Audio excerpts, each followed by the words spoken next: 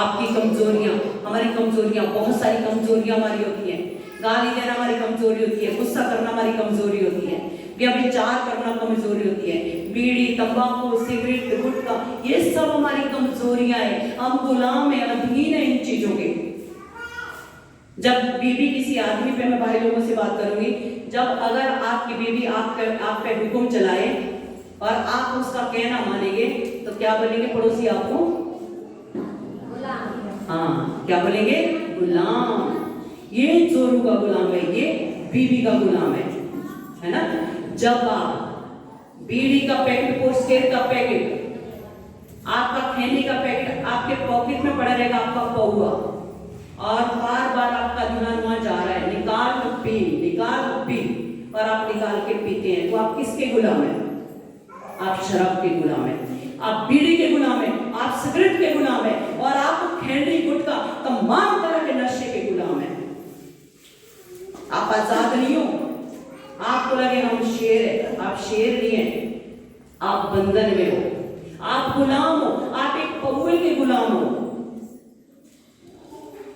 आप नहीं छोड़ सकते, हिम्मत नहीं है आपकी आप छोड़ सके। आपको खैनी खाने की आदत है, आप नहीं छोड़ पाएंगे, उसके लिए हमें सहारे की जरूरत है। आज बहुत सारी बहनें तांत्रिकों में, भक्तों में जाती हैं। क्यों जाती हैं? अपने पति की शांति के लिए, और भगत उनके साथ गलत काम करते हैं, लूटते हैं, पैसा ऐंठते हैं, इज्जत लूट लेते हैं बहुत सारी की। रीजन क्या है? क्यों जाती है? क्यों उनकी इज्जत लूटी गई है? क्योंकि रीजन आप हो।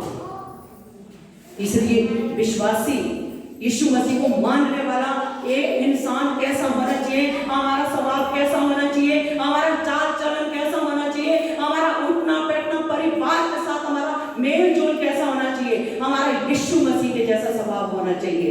हालेलुया। क्योंकि उसने कहा तुम पवित्र आत्मा के मंदिर हो।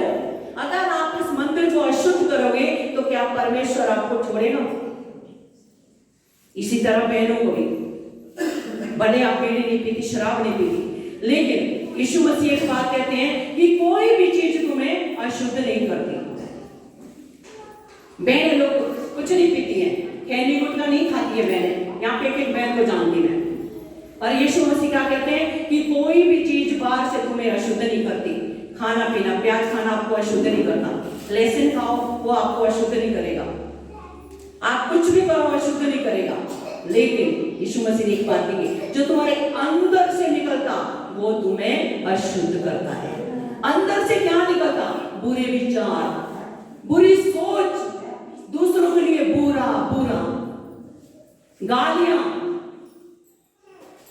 तरह तरह की उल्टी सीधी बातें, चुगलियां, ये आपके अंदर से निकलता है। ये चीजें आपको अशुद्ध करती है। हालेलुया। अगर आप चाहते हैं इस मंदिर को, इस शरीर को हम शुद्ध रखें, तो हमें हर एक पाप से बचना होगा। यीशु मसीह ने फास्टिंग की ताकि जिस पिता से वो कुछ समय के लिए अलग हो चुका था, उस पिता के पास वो फिर जा सके, और जिस क्रूस के लिए उठाने के लिए, उस कुर्बानी के लिए है, उस कुर्बानी के लिए वो अपने आप को तैयार कर सके। हालेलुया। आज यीशु मसीह वो दूल्हा स्वर्ग में बैठा है, वो तैयार है, लेकिन दुल्हन अभी तैयार नहीं है। आज दुल्हन उपास में नहीं है। कुछ लोग उपवास रखते हैं पूरे दिन भर, सुबह अपने उठे सो के मस्त चाय पी, 5 मिनट में प्रभु तेरा धन्यवाद दिन भर संभाल कर रखना, आज मैं बैंक जाऊंगा, बस पैसा मेरे अकाउंट में बहुत सारा होना चाहिए। 5 मिनट की दुआ, ऑफिस जाऊं तो वहां तेरी महिमा हो सब जगह। 5 मिनट में सारी महिमा प्रभु की मांगेंगे, पूरे दिन भूखे रहेंगे, और शाम को 6 बजे फिर आपका उपवास नहीं था, वो भूखे रहना था। जो जॉब वाले भाई है, जो नौकरी करते हैं, वो बोलेंगे हम फास्ट रखने के साथ साथ प्रार्थना नहीं कर पाएंगे क्योंकि दिन भर हम जॉब करते हैं। आप 8 बजे अगर जॉब के लिए जाते हैं और आप 6 बजे या 7 बजे उठते हैं, आप 1 घंटा पहले उठ जाइए। 5 बजे उठे, 5 से 5:30 या 6 बजे तक, 6:30 बजे तक 1-1.5 घंटा प्रार्थना करें। उसके बाद आप अपनी जॉब पे चले जाएं। जॉब में से आने के बाद आप आधा पौना घंटे प्रार्थना करें, आपका उपवास कंप्लीट हो जाएगा। बहनें फ्री रहती है, मस्त, मुझे मालूम है। आपके पास पूरा टाइम है, ये मत बोलना हम खेती बाड़ी करते हैं और हमारे ढोर डंगर है 24 घंटे शादी नहीं करनी पड़ती। मुझे पता है ना, दूध सारे दिन भर निकालना है आपको। जंगल में भी चले जाते हैं, टाइम से आ जाते हैं। दिन में प्रार्थना करके, सुबह उठ के 5-10 मिनट प्रार्थना करके आप अपने हिसाब से, अगर आपका रूटीन 5 बजे से आपको परिवार के लिए खाना बनाना है, बच्चों को स्कूल भेजना है, उठ के सारा काम पहले करिए, बहुत जरूरी है। क्योंकि बच्चे परमेश्वर की दी हुई आशीष है, अच्छा पति परमेश्वर की दी हुई आशीष है, सारी ब्लेसिंग है, ये परमेश्वर है। एक पति पत्नी को बनाया सबसे बड़ी आशीष है। विवाह के बारे में लिखा, शादी के बारे में रानियों की पत्री में, कि विवाह सब में आदर की बात समझी जाए। ये जो हमारा रिश्ता है शादी ब्याह का, पति पत्नी का, लिखा कि ये सब में आदर की बात समझी जाए। आपकी शादी से समाज को, आपके रिश्तेदार को, माँ बाप को और परमेश्वर को सबसे ज्यादा रिस्पेक्ट मिलती है। कब?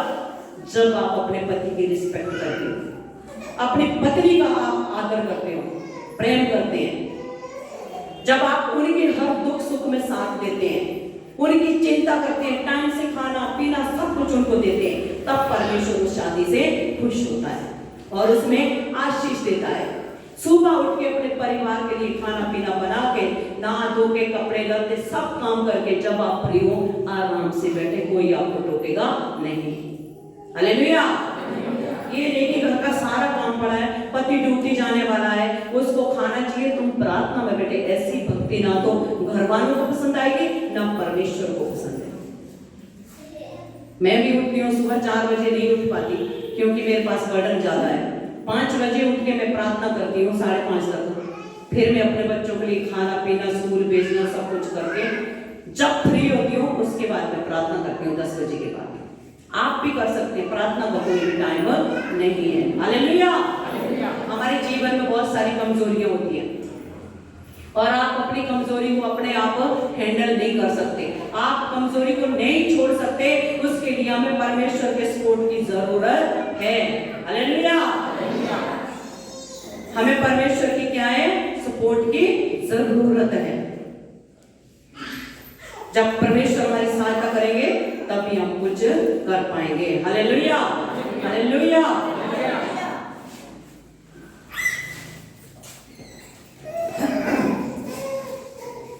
बच्चे लोग शांत हो जाएं प्लीज।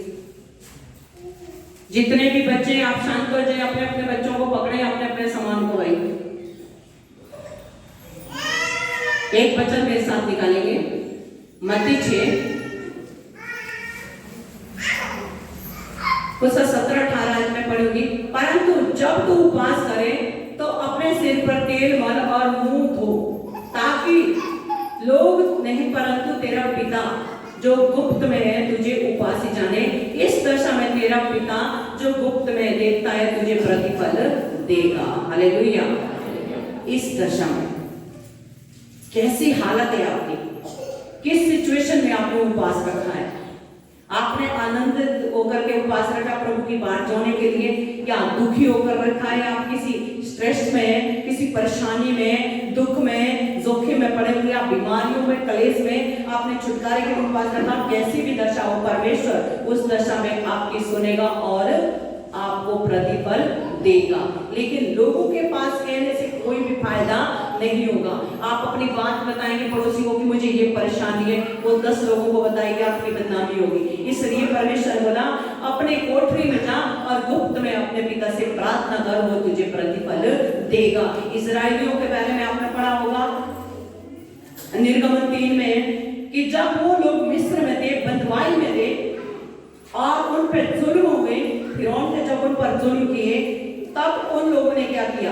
यहोवा की दुहाई दी और यहोवा परमेश्वर ने मूसा को बुलाया, झाड़ियों में उसको दर्शन दिया और क्या बोला? मूसा, मेरे लोगों की चिल्लाहट, उनका चिल्लाना, उनका कराना मेरे कानों तक पहुंचा है। क्या लिखा है? कि मेरे लोगों का कराना, उनका चिल्लाना, उनकी जो दशा इस समय खराब है, मेरे कानों तक पहुंची है। इसलिए मैं तुझे भेजता हूं, तू मिस्र को जा और मेरे लोगों को छुड़ा करके लेके आ।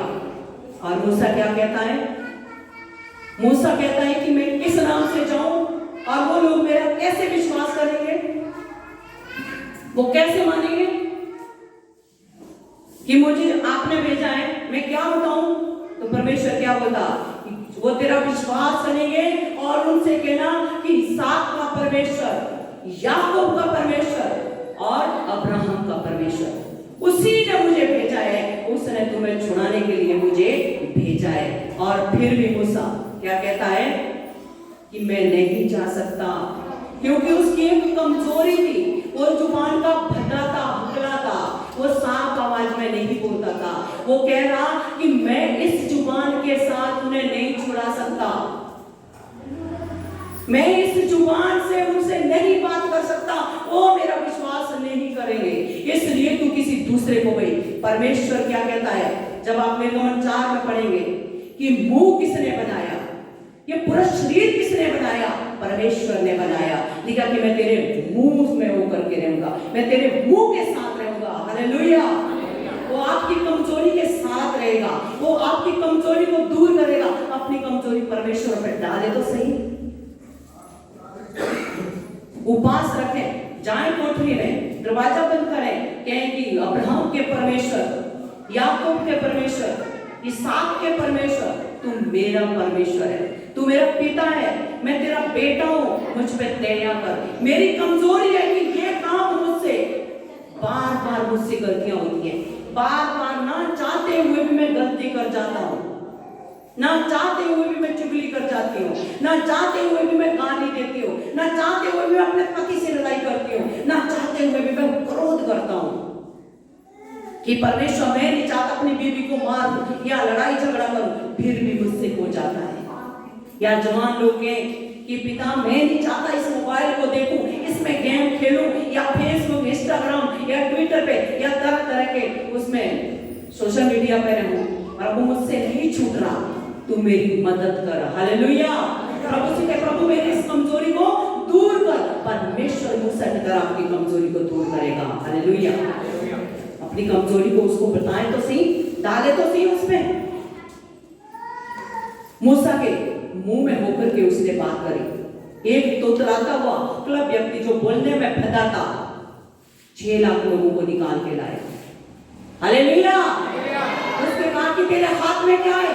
कह रहे डंडा है, जमीन पे डाल, मैं तुझे बताता हूं कैसे तू लोगों को छुड़ाएगा। उसे विश्वास नहीं हो रहा था कि जो ये बातें कर रहा है ये काम भी करेगा। उसने बोला कैसे विश्वास करेंगे, बातों से थोड़ी वो लोग मानेंगे, आज के लोगों की तरह, आपकी तरह वो भी थे। मैं कितनी आपको कहूं, यीशु मसीह आने वाले हैं, यीशु मसीह आने वाले हैं, आप तैयार रहो। यीशु मसीह शीघ्र बादलों पे आने वाले, आप तैयार नहीं होंगे। जब वो आएंगे तब सोचेंगे सिस्टर सही कह रही थी। वो लोग भी थे। परमेश्वर ने कहा बोला तेरे हाथ में क्या है? लाठी है, जमीन पर डाल। और जब जमीन पर डाली क्या बन गया? अजगर। अब बोला अब उसकी पूंछ पकड़। उसने पूंछ पकड़ी तो क्या बन गई? लाठी बनी। फिर मूसा को विश्वास आया, बोले अब तो मेरे डंडे में चमत्कार है, आप देख मैं किस किस को चुनाऊंगा। यही सामर्थ्य परमेश्वर चाहता है, यही विश्वास आपसे भी परमेश्वर चाहता है कि आप विश्वास तो करो, काम करना परमेश्वर का काम है। उसने क्या लिखा है कि मैं तुम्हें एक सहायक दूंगा जो सदैव तुम्हारे साथ रहेगा। वो पवित्र आत्मा, वो सहायक सदैव आपके साथ है।